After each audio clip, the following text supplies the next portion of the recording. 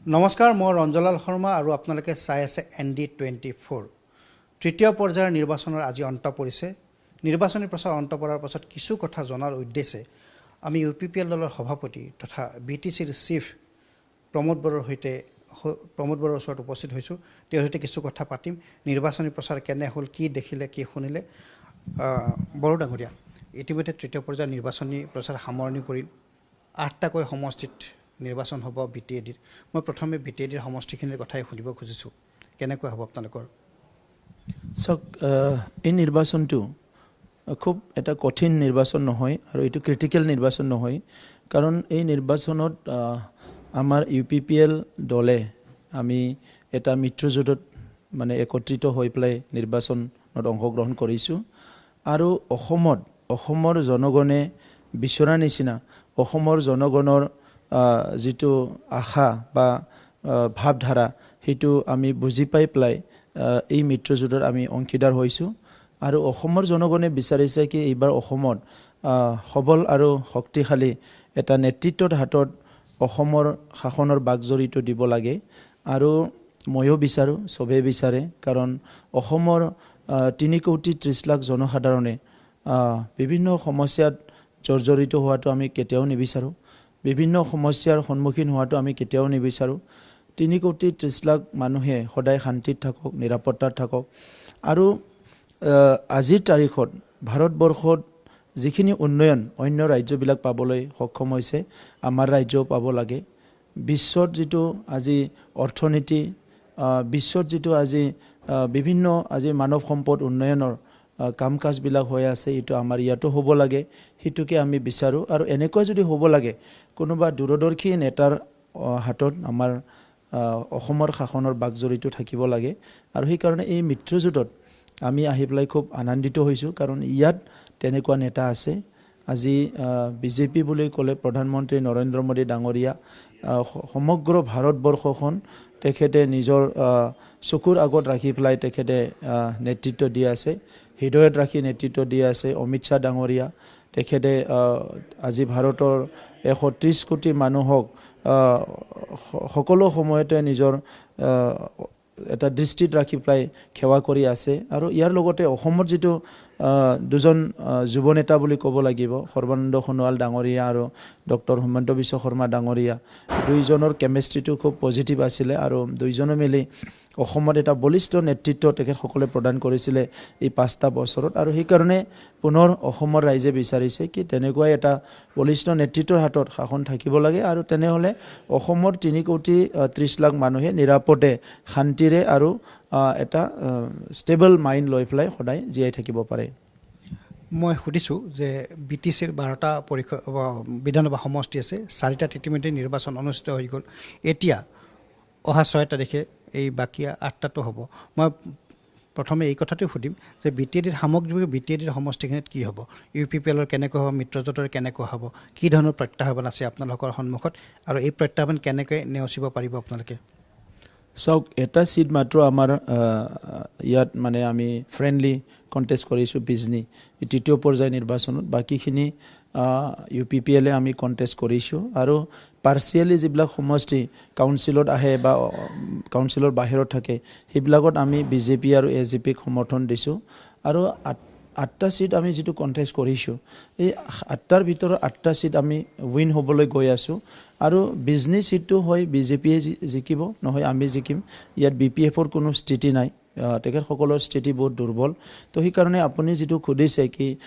BTRৰ চিটখিনি কি হ'ব, BTRৰ চিটখিনিত আপুনি খুব নিশ্চিন্ত থাকক। সকলো ৰাইজে ইতিমধ্যে মেণ্ডেটটো দিছে। আৰু আমি এইবাৰ নিৰ্বাচনী প্ৰচাৰ চলাই খুব আনন্দিত হৈছোঁ, কাৰণ আমাৰ লগত ৰাইজে, সকলো জাতি জনগোষ্ঠীৰ ৰাইজে এইবাৰ মানে কানেকশ্যনত আহিছে, সম্পৰ্কত আহিছে। আৰু সকলোৱে কৈছে যে এইবাৰ আমাক ভাল বলিষ্ঠ নেতৃত্ব লাগে, সেইকাৰণে আমি BPFক ভোট নিদিওঁ, অন্য দলক ভোট নিদিওঁ, এইটো স্পষ্ট ভাষাৰে কৈছে। আৰু সেইকাৰণে আমি এতিয়া খুব কনফিডেণ্ট হৈ আমি এই নিৰ্বাচনত যে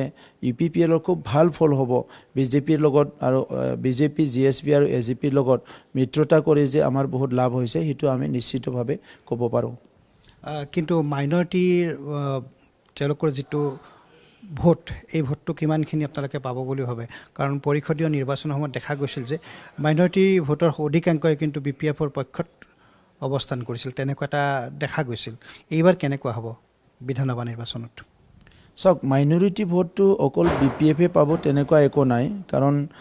মাইনৰিটি মানুহবিলাকো ৰাইজেও এতিয়া সজাগ হৈছে মুছলমানসকলো সজাগ হৈছে এটা সময়ত UDF যেতিয়া আৰম্ভ হৈছিলে তেতিয়া খুব আৱেগিক হৈ পেলাই বদৰুদ্দিন আজমল ডাঙৰীয়াক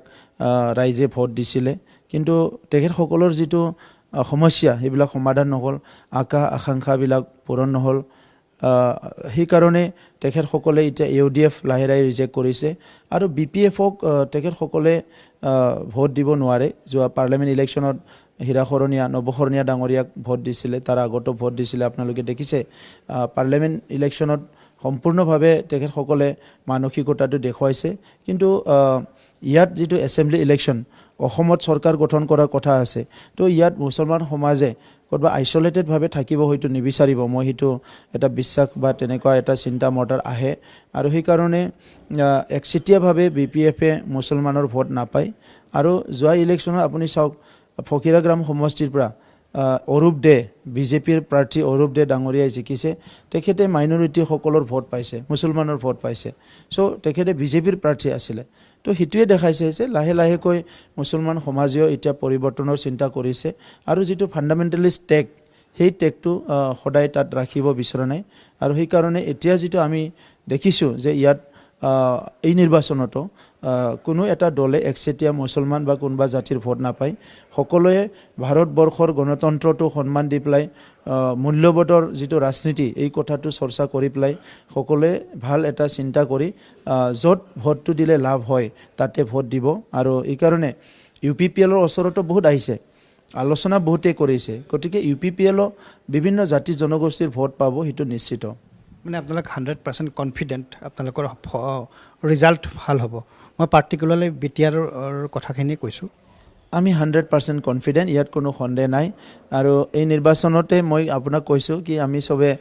খুব ভাল এটা আনন্দিত হৈছোঁ কি সুন্দৰ পৰিৱেশত আমি প্ৰচাৰ চলাইছোঁ ৰাইজ স্বতঃস্ফূৰ্তভাৱে ওলাই আহিছে মেল মিটিং কৰিছে আলোচনা বিলোচনা কৰিছে আৰু সকলোৰে মুখে মুখে এইটোৱে চৰ্চা কি এইবাৰ UPPLকে জিকাব লাগে UPPLৰ কেণ্ডিডেটকে বিজয় কৰিব লাগে কাৰণ কোনোবা BPFৰ MLA 25 বছৰ হ'ল 30 বছৰ হ'ল 15 বছৰ হ'ল 20 বছৰ হ'ল কোনো একো কাম কৰা নাই ৰাইজৰ লগত তেখেতসকলৰ কোনো সম্পৰ্কই নাই কি খালি ইলেকশ্যন আহিলে অলপ ভোট মানে পাবৰ কাৰণে পইচা বিলাই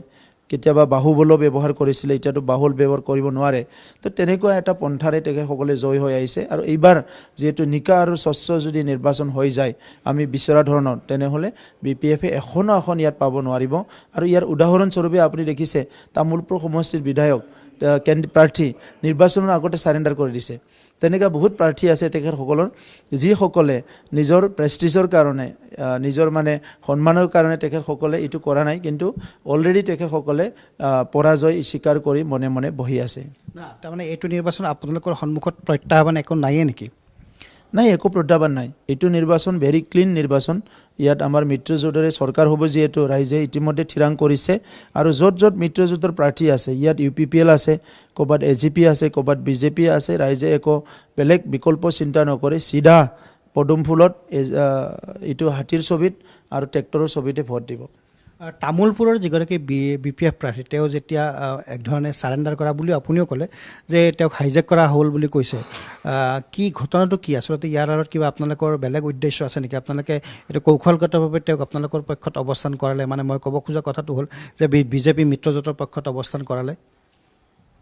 আপোনালোকৰ প্ৰাৰ্থীগৰাকীক বিজয়ৰ স্বাৰ্থতে নাই তেনেকুৱা একো নাই আমাৰ পৰা কোনো তেখেতক এপ্ৰ'চ আমি কৰা নাছিলোঁ কিন্তু তেখেতে এপ্ৰ'চ কৰিছে আৰু তেখেতে ওলাই আহিছে আৰু কথাটো চাওক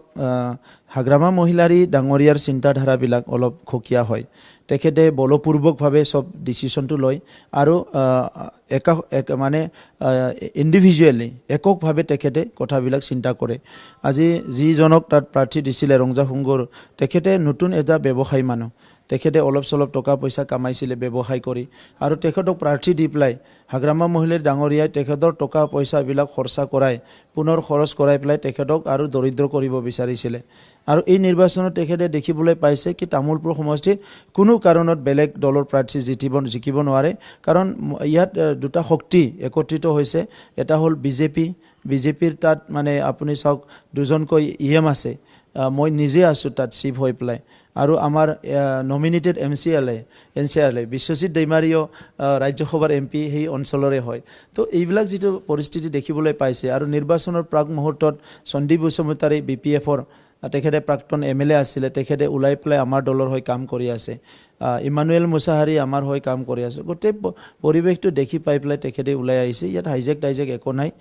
এইটো মানে হাগ্ৰামা মহিলাৰে ডাঙৰীয়াৰ ভুল নীতিৰ কাৰণে এইটো হৈছে আৰু অকল তামোলপুৰ নহয় বহুত সমষ্টিত এতিয়া BPFৰ মানুহ আমাৰ দলত যোগদান কৰিছে বিজেপিত যোগদান কৰিছে আৰু বহুতে BPFত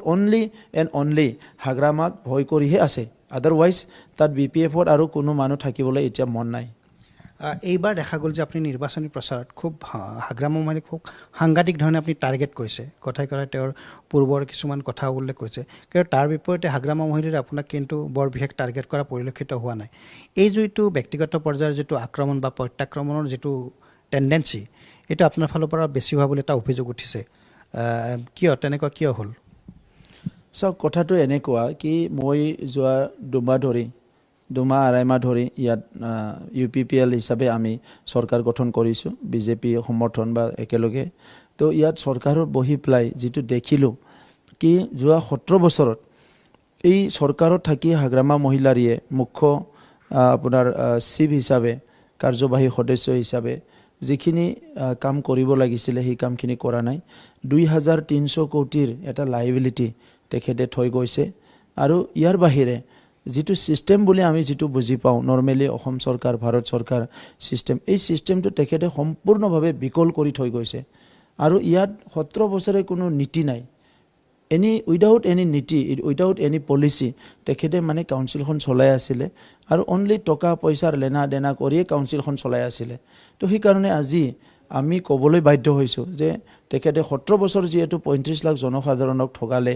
প্ৰবঞ্চনা কৰিলে আজি আমি ক'বলৈ বাধ্য হৈছোঁ কি তেখেতৰ এই নীতিৰ কাৰণে আজি 35 লাখ জনসাধাৰণে যিটো উন্নয়ন দেখিব পাব লাগিছিলে যিটো উন্নয়ন হ'ব লাগিছিলে যিটো ৰাইজৰ মাজত শান্তি সম্প্ৰীতি মিলাপ্ৰীতি আগতে পাব লাগিছিলে সেইখিনিৰ পৰা সবে বঞ্চিত হৈছে আৰু সেইকাৰণে আজি মই ক'বলৈ বাধ্য হৈছোঁ কাৰণ হাগ্ৰামা মহিলাৰীয়ে 17 বছৰ চৰকাৰ চলাইছিলে তো মইতো আপোনাক ক'ব নোৱাৰোঁ ৰঞ্জনলাল শৰ্মা বা বেলেগৰ নাম ল'ব নোৱাৰোঁ যিজন ইয়াত আছিলে মই এপছু প্ৰেছিডেণ্ট থকা সময়ত মই আপুনি দেখিছে কি তেখেতক মই কোনোদিন কোৱা নাছিলোঁ সন্মান সহকাৰে কৈ আছিলোঁ এতিয়াও মই সন্মান সহকাৰে কৈ আছোঁ কিন্তু বাস্তৱটো মই যেতিয়া বুজি পালোঁ যে CD ফাণ্ড বুলি এটা ফাণ্ড বনাই লৈছিলে য'ত 400 কোটিতকৈ বেছি টকা কেলেংকাৰী কৰিছে PWD ডিপাৰ্টমেণ্টটো তেখেতৰ ডিপাৰ্টমেণ্ট আছিলে 900 কোটিতকৈ বেছি তাত কেলেংকাৰী কৰিছে এইবিলাক যেতিয়া দেখিবলৈ পালোঁ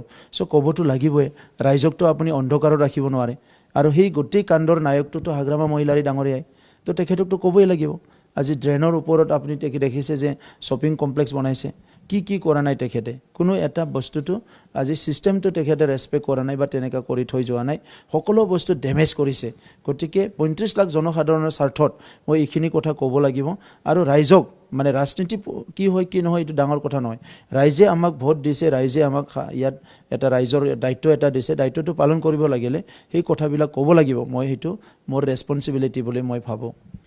কিন্তু এইবোৰ কথা ব্লেক এণ্ড হোৱাইট আপুনি নকয় কেৱল ভাষণৰ পৰ্যায়তে কৈছে নে এই সম্পৰ্কত কিবা কাৰ্যকৰী ব্যৱস্থাও হৈছে অফিচিয়েল ব্যৱস্থা হৈছে নেকি মই প্ৰথমে এই কথাখিনি সুধিম তাৰপিছত অন্য এটা মই কথা সুধিব লাগিব যেটো দৰকাৰী বুলি মই ভাবিম চাওক আপোনাক মই কপিটো দি দিম 2300 কোটি লাইবিলিটিৰ কপিটো অলপ পিছত আপুনি মোৰ পৰা লৈ ল'ব মোৰ তাত আছে আৰু বাকি গভৰ্ণমেণ্ট ফাইলখিনিটো আপুনি যাই খচৰি চাব নোৱাৰে যদি আপুনি চাব বিচাৰে অফিচ খুলিলে আহক যে BTCৰ আগৰ যিটো ফাইল সেইবিলাক আপোনাক দেখাই দিম কেনেকৈ মানে কেলেংকাৰীবিলাক হৈছিলে কেনেকৈ দুৰ্নীতিবিলাক হৈছিলে সব আপোনাক এখন কৰি ওলাই পেলাই ফাইলবিলাক আপোনাক দেখুৱাই দিম তেতিয়া আপোনাৰ আশ্বস্ত হ'ব আৰু ৰাইজক আপোনাৰ চেনেলৰ থ্ৰুৱেদি মই ৰাইজকো জনাব পাৰিম যে এইবিলাক যে হৈ আছে তাত ছিষ্টেম বুলি যে একো নাই কিমান মানুহক কণ্ট্ৰেকচুৱেল চাকৰি দিছে ৰেগুলাৰ কৰি থৈ যোৱা নাই এতিয়া কিমান অসুবিধা হৈছে কিমান মানুহৰ মানে আজি টকা পইচা লৈ পেলাই ঘৰ বনাই দিয়া নাই PMOৰ ঘৰ দুখীয়া গৰীব মানুহবিলাকৰ তেনেকুৱা বহুত মানে ইয়াত কেলেংকাৰী আছে দুৰ্নীতি আছে যিটো নেকি কৈ পেলাই শেষ কৰিব নোৱাৰে এইবোৰৰ বিৰুদ্ধে বিভাগীয় অফিচিয়েল প্ৰচিডিং কিবা হৈছে নেকি আৰম্ভ হৈছে নেকি তদন্ত বিভাগীয় চাওক অফিচিয়েল প্ৰচিডিং কেনেকৈ হ'ব চব তেখেতৰ কব্জাতে আছিলে আমাৰ চৰকাৰ মাত্ৰ 2.5 মাহ হৈছে 2.5 মাহত এতিয়া আমি কাম কাজবিলাক ছিষ্টেমটো ঠিক কৰা আৰম্ভ কৰিছোঁ এই অফিচখন ডিজিটেল কৰা কাম আৰম্ভ হৈ গ'ল ইয়াত ইণ্টাৰকম নাছিলে ইণ্টাৰকম আনিলোঁ ছিষ্টেম নাছিলে ইয়াত গোটেই মানুহবিলাক দিনে ৰাতি যেতিয়া ইচ্ছা যায় তাতে শ মানুহ সোমাই পেলাই থাকিব পাৰে কোনো ছিষ্টেম বুলি এটা কোনো বস্তু নাই তো সেইবিলাক লাহে লাহে ঠিক কৰিছোঁ ফাইলবিলাক ট্ৰেকিং কৰিব লাগে ফাইল ক'ত যায় ক'ত নাযায় মানুহে মনাত ভৰাই ফাইল ঘৰলৈ লৈ যায় কণ্ট্ৰেক্টৰবিলাক বিজনেছমেনবিলাক মানে আমাৰ দিনতো কোনোবা আনিছে মোৰ তাৰ ওচৰলৈ আনিছে মনাত ভৰাই ফাইল লৈ আহে মই সুধিছোঁ যে এইটো ফাইল তুমি ক'ত পালা সি কৈছে যে অফিচৰ পৰা লৈ আহিছোঁ কোনে দিলে অফিচাৰে দিলে এই কালচাৰবিলাকতো বন্ধ কৰিব লাগিব আজি অসমৰ ফাইল জানো আপুনি মনাত লৈ ঘূৰা দেখিছে আপুনি কিবা এটা কাম কৰিছে আপুনি কণ্ট্ৰেক্টৰ হয় এই কণ্ট্ৰেক্টৰ হোৱা মানে ফাইলটো আপোনাৰ হয় যেতিয়ালৈকে আপুনি বিল শেষ নহয় তেতিয়ালৈকে ফাইলটো অফিচত নাথাকে আপোনাৰ ঘৰতে ঘূৰি থাকে চ' এইবিলাক ছিষ্টেম কিয় কৰিলে এইটোতো হাগ্ৰামা মহিলাৰ ডাঙৰীয়াৰ সময়তে হৈছে চ' সেইবিলাক ছিষ্টেম আমি চেঞ্জ কৰিব লাগিব এইবিলাক ছিষ্টেম অন্ত পৰাৰ প্ৰক্ৰিয়াটো আৰম্ভ হৈছে তাৰমানে নিশ্চয় আৰম্ভ হৈছে আৰু কিন্তু অলপ ষ্ট্ৰাগল কৰিব লাগিব কাৰণ সেইটো এটা 17 বছৰৰ যিটো মাইণ্ডছেট ডেভেলপ হৈছে এইটো সলনি কৰিবৰ কাৰণে নিশ্চয় অলপ টাইম লাগিব কিন্তু এতিয়া আমিও মাইণ্ডছেটটো ঠিক কৰিছোঁ কি এইটো চেঞ্জ কৰিবই লাগিব ৰাইজৰ স্বাৰ্থত ভাল শাসন এটা যদি দিব লাগে গুড গভৰ্নেন্স এটা দিব লাগে সুশাসন যদি ভাল এটা দিব লাগে তেনেহ'লে এইটো মাইণ্ডছেটটো তৈয়াৰ কৰিব লাগিব আৰু এইটো বন্ধ কৰিবই লাগিব মোৰ দ্বিতীয়টো সুধিব লগা প্ৰশ্ন এইটোৱে যে BTAD ৰিলেটেড এইবাৰ আপোনালোকে এগৰাকী প্ৰাৰ্থিত্ব দিছে যিগৰাকী এইবাৰ নিৰ্বাচনত অৱতীৰ্ণ হোৱা অসমৰ নিৰ্বাচনত অৱতীৰ্ণ হোৱা আটাইতকৈ ধনী প্ৰাৰ্থী পশ্চিম কোকৰাঝাৰ সমষ্টিতে অৱতীৰ্ণ হৈছে মনোৰঞ্জন ব্ৰহ্ম তেওঁৰ বিৰুদ্ধে দুৰ্নীতিৰ অভিযোগ আছে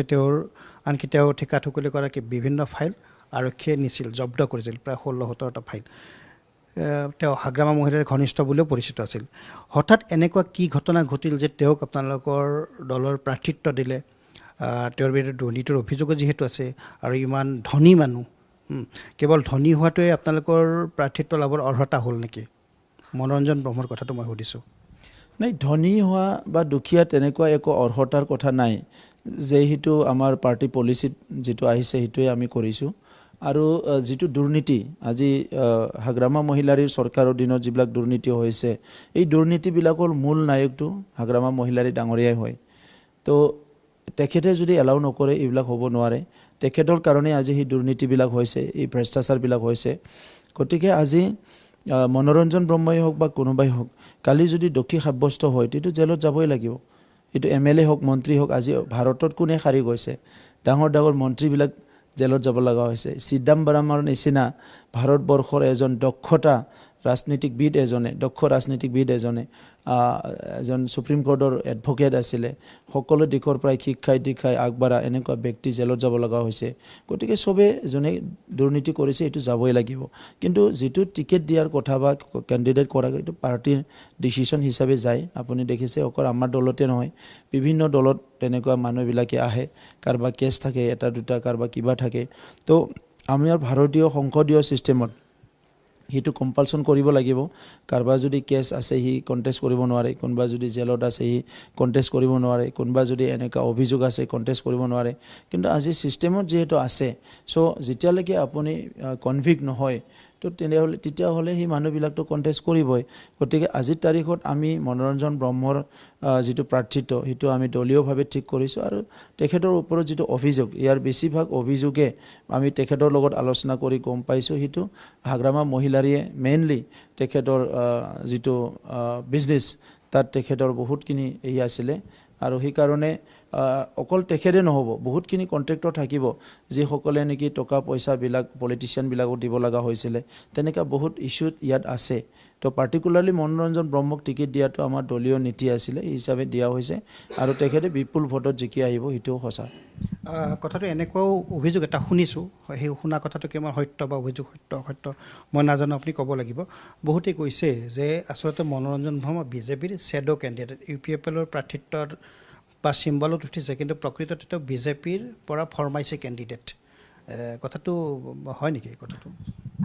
নাই, তেখেতে বহুত দিন আগৰ পৰাই আমাৰ তাত এটা কণ্টেক্ট কৰি আছিলে, যোগাযোগ কৰি আছিলে কি মই ব্যৱসায় ভাল নাপাওঁ আৰু ব্যৱসায়টো বাদ দিম, পলিটিক্সত আহিম, তেনেকুৱা বহুত দিনৰ পৰা যোগাযোগ কৰি আছিলে। আমি সেই কথাটো প্ৰায় 6 বছৰ চিন্তা চৰ্চা কৰিছোঁ। ইয়াৰ পিছত যেতিয়া প্ৰাৰ্থিত্ব দিয়াৰ সময় আহিছে, আমাৰ মাজত আলোচনা কৰি তেখেতক প্ৰাৰ্থিত্ব প্ৰদান কৰা হৈছে। এতিয়া মই পুনৰ BTC প্ৰশাসনৰ বিষয়টো সুধিম যে আপুনি ক'লেই যে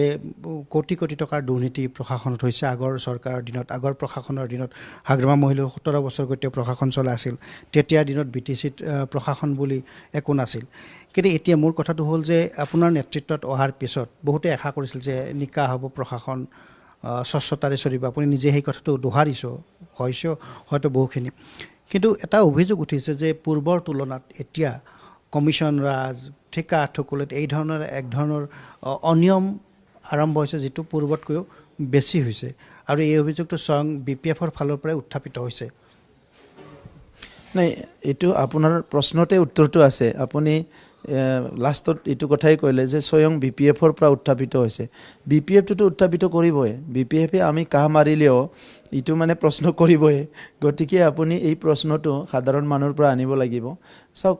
আমাৰ তেনেকুৱা আপুনি যিটো কৈছে ঠিকা ঠুকলি বহুত বেছি আৰম্ভ হোৱা নাই। এটাই কাম আৰম্ভ হৈছে, গুডউইল মিছনৰ 500 কোটি টকাৰ এটা চেংচন কৰি দিছিলে, সেইটো পথ নিৰ্মাণৰ কাৰণে, আৰু সেইটো টেণ্ডাৰ চেণ্ডাৰ হৈ গৈছে। তো সেইটো কাম হৈছে। বাকী যিটো আছে আমাৰ ইয়াত এই 2 মাহত আমি বহুত ডাঙৰ ডাঙৰ টেণ্ডাৰ কৰা নাই, সৰু সৰু কাম কিছুমান আমি ইয়াত কৰিছোঁ। এটা হ'ল ভূমিৰ পাট্টা প্ৰদান কৰিছোঁ 5700 মানুহক, 2060 জনক মানে ইয়াত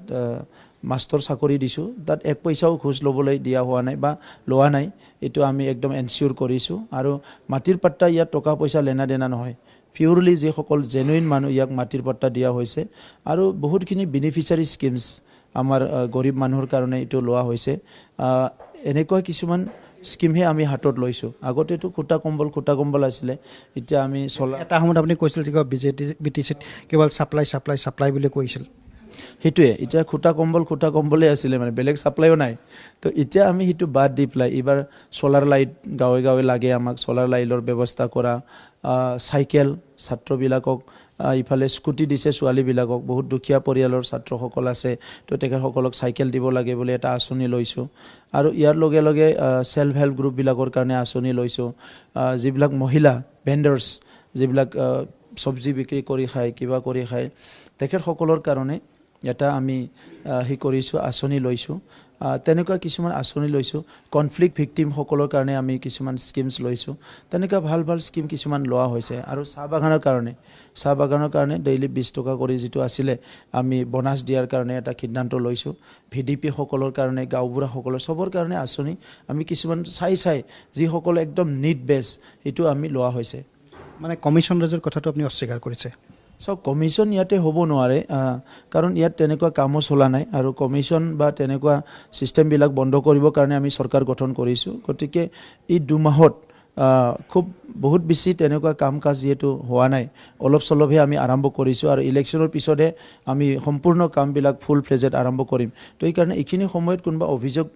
কৰিলেও মই সেইটো মানি ল'ব নোৱাৰোঁ, কাৰণ তেখেতসকলৰ 17 বছৰৰ দুৰ্নীতি অপশাসন যিটো আমি দেখিছিলোঁ, সেইটোতো আৰু 2 মাহৰ এটা চৰকাৰক আপুনি কম্পেয়াৰ কৰিব নোৱাৰে। 2 মাহত আমি ছেটিংহে কৰি আছোঁ চব। তো সেইকাৰণে কাম কৰিম আমি বিহুৰ পিছত, তেতিয়া আপোনাকো মাতিম। মই বহুত আঁচনি লৈছোঁ, আমি শিক্ষাৰ আঁচনি লৈছোঁ, বিভিন্ন আঁচনি লৈছোঁ। এই আঁচনিবিলাক আমি বাস্তৱত ৰূপায়ণ কৰাৰ কাৰণে আমি কাম কৰিম। মানে এই কথাটো আপুনি BTCৰ জনতাক আপুনি এই কথাটো আশ্বস্ত কৰিব যে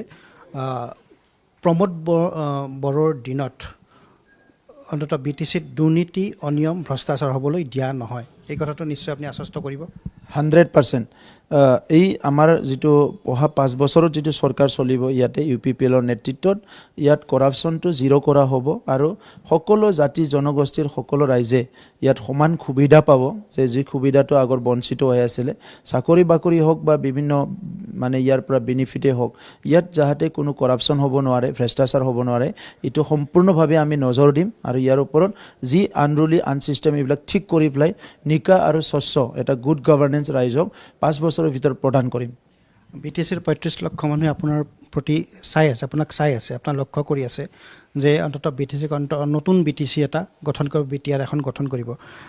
কিন্তু দেখা গৈছে যে চৰকাৰ গঠনৰ পিছত আপোনাৰ প্ৰশাসন গঠনৰ পিছতে আপোনাক যেন একোটা চক্ৰই আগুৰি ধৰিছে হয়তো তাত কোনোবা বনিয়া মানুহ থাকিব পাৰে তেনেকুৱা এনেধৰণৰ অভিযোগো মাজে মাজে উঠে এই ধৰণৰ চক্ৰৰ পৰা আপুনি কিমান দূৰত থাকিব পাৰিব কিমান দূৰত থকাৰ কাৰণে সক্ষম হ'ব চাওক আপুনি যিটো চক্ৰ ময়ো সেই চক্ৰটোৱে ফিল কৰিছোঁ মানে গোটেই বড়োলেণ্ড অফিচখনত BTR যিটো ছেক্ৰেটাৰিয়েট ইয়াত মানে 90% মানুহ ঠিকাদাৰে যায় যোৱা 17 বছৰত তেনেকৈ চলি আছিলে গতিকে আমাৰ দিনতো সেই সত্ৰ যিটো আছে 90% মানুহ ঠিকাদাৰে আহিব বিচাৰে ইয়াত পলিচিৰ কথা পাতা জাতীয় জীৱনৰ সমস্যাৰ কথা পাতা নতুন নতুন আঁচনি আমাক যে আনিব লাগে ইয়াত এমপ্লয়মেণ্ট জেনেৰেট কৰিব লাগে ভাল এডুকেশ্যন দিব লাগে ইনফ্ৰাষ্ট্ৰাকচাৰ ডেভেলপমেণ্ট কৰিব লাগে তেনেকুৱা আলোচনাবিলাক তাতে হোৱাই নাই মানে 17 বছৰে তেনেকৈ চলি আছিলে তো সেইকাৰণে এতিয়াও সেই মানুহখিনি ক'ত যাব আমাৰ চৰকাৰ আহিছে বুলি তেখেত সকলোটো দূৰত নাথাকে সো তাৎক্ষণিকভাৱে সেই মানুহবিলাকে আহি অফিচটো ভিৰ কৰি পেলাইছে তো এইকাৰণে আমি এটা ছিষ্টেম বনাই আছোঁ যে ইয়াতে ঠিকাদাৰবিলাক যাতে অফিচত ভিৰ কৰিব নোৱাৰে ইয়াত পাব্লিকে আহিব পাৰে পাব্লিকে নিজৰ অভাৱ অভিযোগ সমস্যাবিলাক লৈ পেলাই আমাৰ মাজত আহিব পাৰে অকল ঠিকাদাৰ স্কিম বিচৰা মানুহে যাতে আহিব নোৱাৰে এই কথাখিনি আমি এনচিয়ৰ কৰিবৰ কাৰণে কিছুমান ছিষ্টেম বনাইছোঁ আৰু এই ছিষ্টেমটো এই ইলেকশ্যনৰ পিছতে ইয়াতে লাগু হ'ব আৰু শেষত একেবাৰে অলপ ৰাজনৈতিক কথা সুধিম যে প্ৰমোদ বড়োক ফেক্টৰ বুলি নাভাবে হাগ্ৰামা মহিলাৰে বিভিন্ন সময়ত তেওঁ কৈছে শেহতীয়া নিৰ্বাচনৰ প্ৰচাৰৰ সময়তে তেওঁ কৈছে যে আপোনাক কোনো ফেক্টৰ বুলি নাভাবে আপুনি ৰাজনীতি নাজানে ৰাজনীতি আপুনি কেতিয়াৰ পৰা শিকিলে চাওক মই কোনো ফেক্টৰ হ'ব নিবিচাৰোঁ মই প্ৰমোদ বড়ো হৈয়ে থাকিব বিচাৰোঁ আৰু মই ৰাইজৰ মাজত থাকিব বিচাৰোঁ ৰাইজৰ লগত থাকি ৰাইজৰ সমস্যাবিলাক মানে নিজৰ মূৰ পাতি লৈ যিমান পাৰোঁ সমাধান কৰিব বিচাৰোঁ কিন্তু মই হাগ্ৰামা মহিলাৰী ডাঙৰীয়াৰ নিচিনা চিফ হ'ব নিবিচাৰোঁ যি চিফে নেকি ৰাইজৰ পৰা দূৰত থাকি সদায় দমন নীতি চলাই ৰাইজক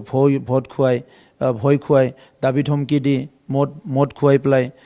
যিটো মানে আজি ৰাজনীতি কৰিছে তেনেকুৱা ৰাজনীতিৰ পৰা মই 100 কিলোমিটাৰ 1000 কিলোমিটাৰ দূৰত থাকিব বিচাৰোঁ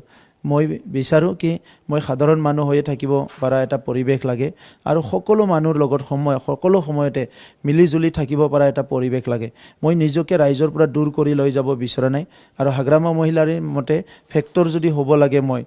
তেখেতৰ নিচিনা দাদাগিৰি হ'ব লাগিব মদ ভাং খাব লাগিব ৰাইজক অলপ দমন কৰিব ভয় খুৱাব লাগিব তেনেকাত হয়তো তেখেতে বিচাৰিছে কিন্তু প্ৰমোদ বড়ো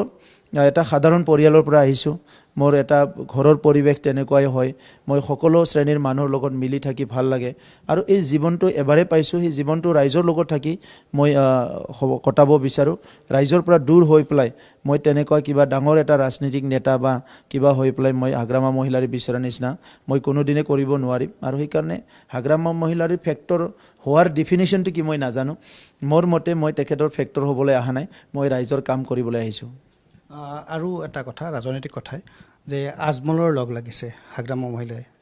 কেৱল ভোট ৰাজনীতিৰ কাৰণেই এই বিষয়টো আপুনি কেনেধৰণে চাইছে নাই চাওক হাগ্ৰামা মহিলাৰী আগতে কৈছিলে আপুনিও এতিয়া হাগ্ৰামা মহিলাৰীয়ে খুদি আছে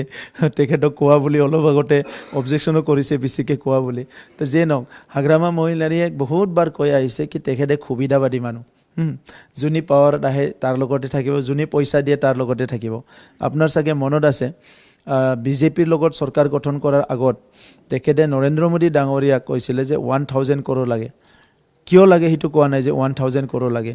পিছত মই শুনিবলৈ পালোঁ যে তেখেতে যেতিয়াই কেন্দ্ৰীয় নেতৃত্বৰ লগত মিলিত হয় বা লগ পায় পইচাই বিচাৰে তেখেতে 1000 কোটি বিচাৰে 100 কোটি বিচাৰে অকল পইচাই বিচাৰে তো তেখেত হ'ল এজন সুবিধাবাদী মানুহ আৰু আজি ৰাজনীতিত আপোনাৰ তেনেকুৱা অপৰচুনিষ্টবিলাকে যদি আপোনাৰ